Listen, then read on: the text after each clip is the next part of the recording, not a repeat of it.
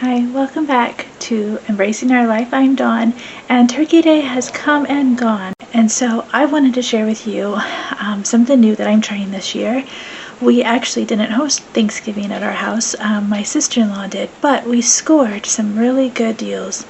Myers on Black Friday. If you have a Myers by you, make a mental note. I'm actually writing it on my calendar so that I can transfer it to my new calendar that I get in January. Myers Black Friday deal here locally. Their turkeys were 58 cents a pound, and they had some turkeys that were 78 cents a pound, buy one get one free. So we got some turkeys on Black Friday, and I went ahead and put one in the freezer because that's really all we had room for. But I have two roasters, and so I filled my roasters up with some turkeys, and I let them go for I think it was overnight, and then the next day on low, like 200, 250, kind of checking on them. I poured some water in the bottom just to make sure they didn't scorch.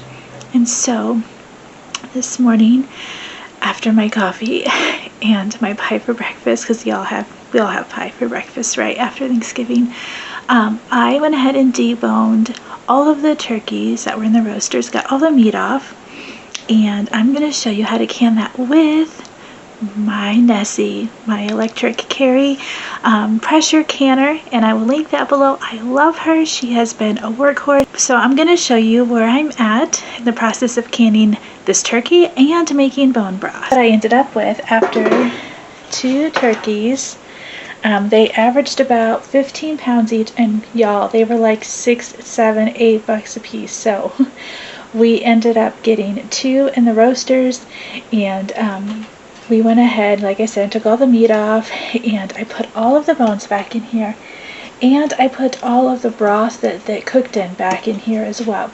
So we're going to throw in some vegetable scraps and some garlic and get that simmering for 48 hours on about 250, and then we will have some rich, really nutrient-dense turkey bone broth. So we have our bone broth stock all ready to go in our roaster. I threw in a whole bag of vegetable scraps I had in the freezer. Save your vegetable scraps, y'all. You're cutting up onions, you're cutting up carrots, you're cutting up celery. Throw them in a freezer bag, label them scraps. Keep those year round for times like this when you find meat at a really good deal, or harvest day comes around. You have the vegetables already in your freezer ready to throw into your stock. I did add some onions. I had a few in the bag, but I went ahead and cut up two and put in there because I have a whole bunch right now. I also threw in 2 handfuls of the really small pieces of garlic that we harvested this summer. Really small garlic heads are perfect for something like this. You don't even have to peel them, y'all. Take it from somebody who knows. I'm Italian and I love garlic. This broth is going to cook down. All these skins are going to be really soft. The flavor is going to seep right into that broth, and you're going to strain it all in the end. So save yourself some time and save yourself some harvest. You harvest your garlic, you have smaller cloves than usual, throw them in a freezer bag in your freezer and put down scraps on it so you know those can go into broth. So I have this broth filled up as high as it can go. The more water you add to it, the more broth you're going to get. And I added about 4 to 5 tablespoons of salt. That's a lot of salt, but we have a lot of broth in this 18-quart roaster, and you can always adjust the salt to what your preference is. And don't even worry about the grease either. The turkey grease that came from the broth, we're going to strain this all when she's done. And if you prefer not to can it with the grease, just pop it in your fridge and let it sit overnight, and the next day scrape that grease on top. And let me tell you, if you have chickens, honey, or if you like feeding the birds, that grease is perfect for them. You just throw it outside to the chickens, they will eat it all up. Mix it up with some birdseed and the birds will love ya. So don't let anything go to waste. So we are going to let this cook for about 24 to 48 hours.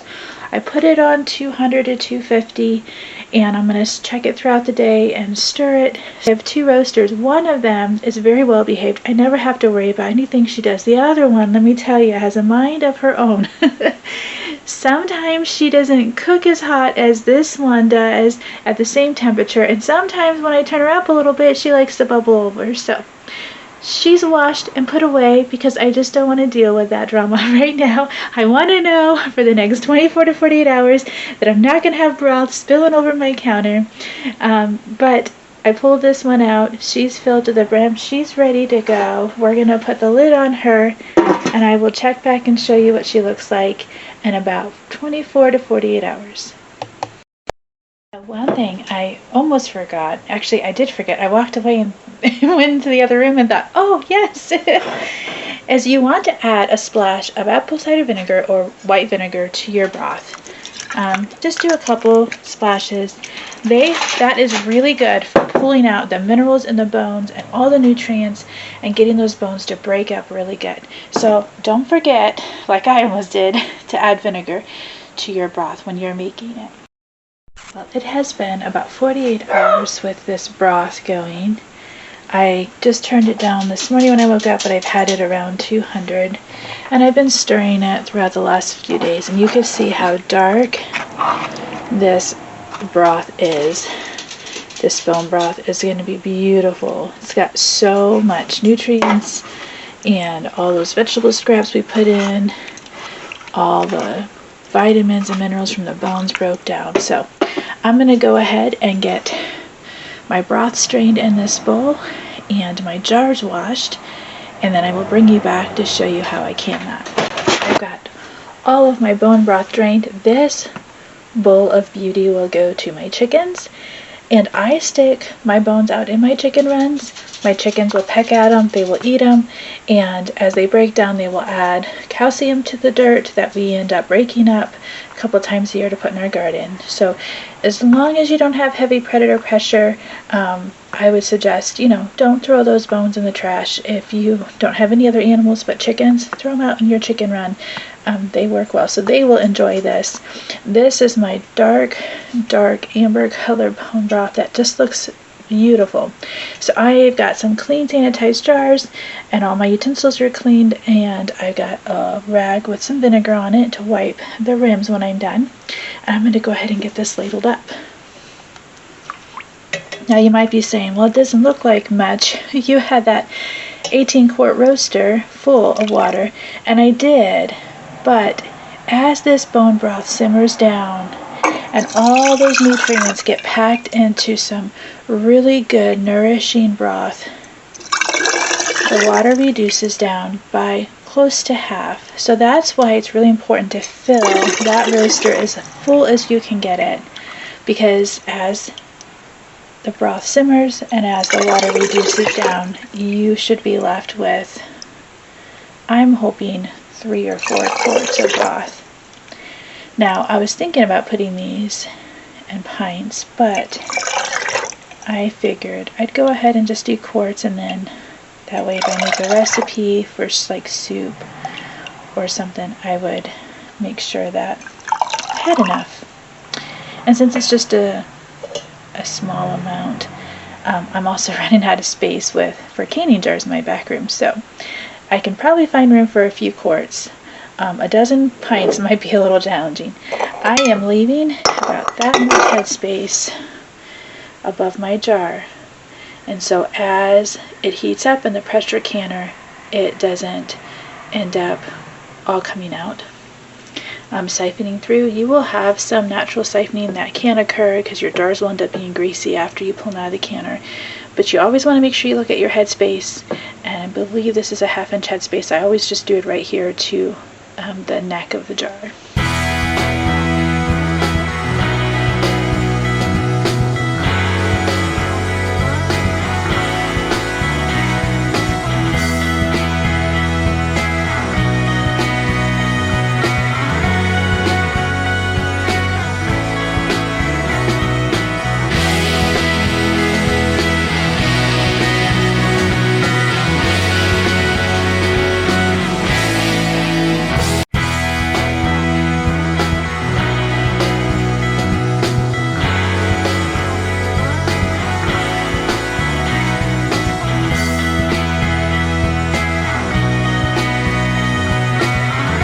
friends, I'm so excited to be using my 4-jar lids for the very first time today when we're canning our turkey bone broth. So I was able to get these at the Indiana Homestead Conference, and I am just so impressed by the company and their love for people and for making sure that they have a quality product. So we're going to go ahead and get some wide mouth lids out and get these jars ready to go in the canner. So I got 4 quarts and about 1.5 pints. I'm going to put that one in the fridge and use it for a recipe this week.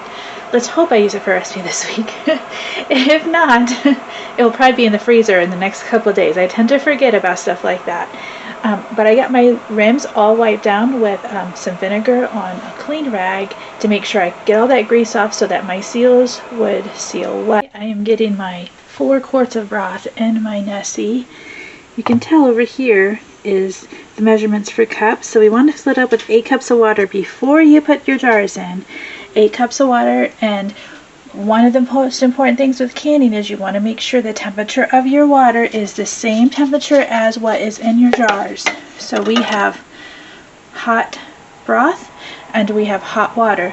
And one trick that I have found is up this lovely thing at a thrift store for $2, and so you run your electric kettle. It takes minutes to heat up boiling water, and then you can just pour that right into your canner. Kind of is a shortcut that I've learned when you kind of are in a rush to get this done and you need the same temperature of water. We are going to plug our Nessie or our CAREY electric pressure canner. They are the same company. You want to close your lid. And then back here you want to make sure your vent is on exhaust, not airtight. This is exhaust and this is exhaust. Make sure you have it on exhaust. And then you're going to hit high pressure, and broth and meat go for 90 minutes.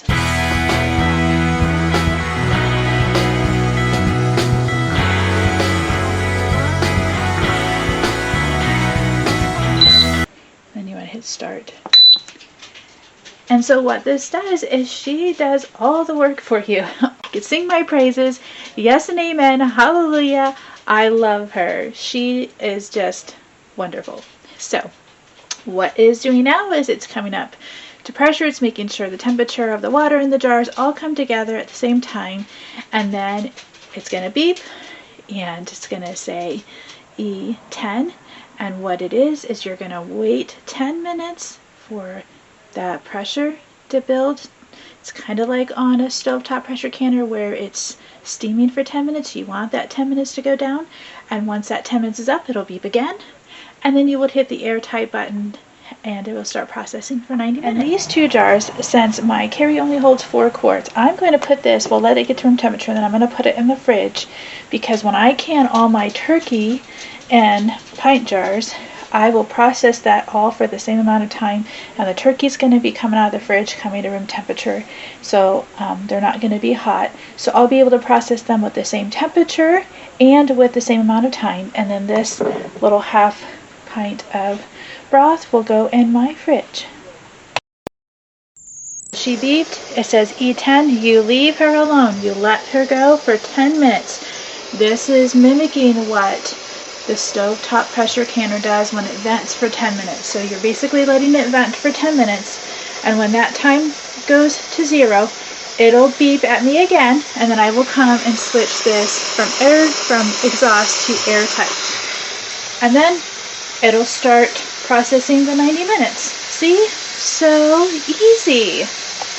My 10 minutes of venting is up. She's on airtight. This usually takes about 5 minutes or so. Once all the pressure is built inside, it'll start counting down to 90 minutes. After your 90 minutes of your canner is up, it will beep at you, and you can either unplug your canner or you can let it sit for 1 hour, and then you can open the lid and take your jars out. Come on back for part 2 where we can the leftover turkey.